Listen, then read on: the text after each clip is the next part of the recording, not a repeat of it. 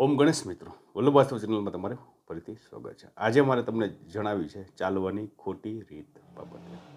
Yes, ઘણા લોકોને એવી ટેવ હોય છે, મને પણ એવી ટેવ હતી કે સાંજે જમીને ચાલવા જવાની.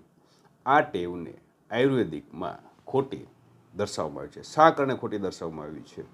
તો કે આયુર્વેદિકમાં જઠરાગ્નિને મહત્વનું અંગ ગણવામાં આવે છે. તમે સાંજે જમી લ્યો, તમારી જઠરાગ્નિ એક્ટિવ થાય છે. એક્ટિવ થાય એટલે શરીરની તમામ ઉર્જાઓ જઠરાગ્નિ તરફ વળે છે.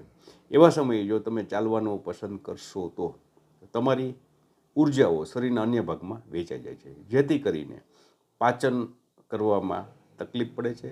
એટલે લાંબે ગાળે તમારું પાચન તંત્ર ધીમું અથવા મંદ પડે છે. બીજું, રક્ત પ્રવાહ. તમે જમી લ્યો છો ત્યારે શરીરનો તમામ રક્ત પ્રવાહ પેટ તરફ વળે છે, અને જો જમીન તમે તરત ચાલવાની પ્રક્રિયા કરશો તો આ રક્ત પ્રવાહ અન્ય ભાગમાં વેચાઈ જશે, જેથી કરીને તમને સમય જતાં ગેસ, અપચો વગેરે જેવી પ્રોબ્લેમો થશે. ત્રીજું, વાયુદોષ. જમીને તરત તમે ચાલવાનું ઝડપથી પસંદ કરશો તો સમય જતાં તમારે વાયુદોષ ઉત્પન્ન થશે, જેથી કરીને તમને પેટ સંબંધી ગેસ, અપચો વગેરે જેવી સમસ્યાઓ ઉદ્ભવી શકે છે. તો શું જમીને ચાલવું જોઈએ કે ન ચાલવું જોઈએ? જો તમારે ચાલવું હોય તો તેમાં આયુર્વેદિકમાં રીત બતાવવામાં આવી છે કે જેમાં પછી તમારે વૃજ્રાસનમાં બેસવાનું છે. વૃજ્રાસન એક એવું આસન છે કે તમે જમીને કરી શકો, બાકી એકેય આસન જમ્યા પછી તરત કરી શકાતા નથી.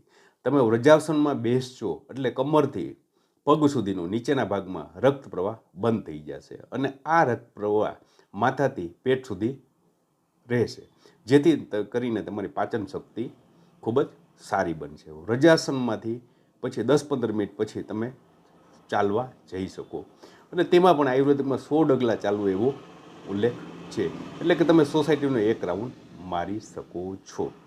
પરંતુ તમે ઝડપથી જમીને ઝડપથી 1-2 કિલોમીટર ચાલી શકતા નથી.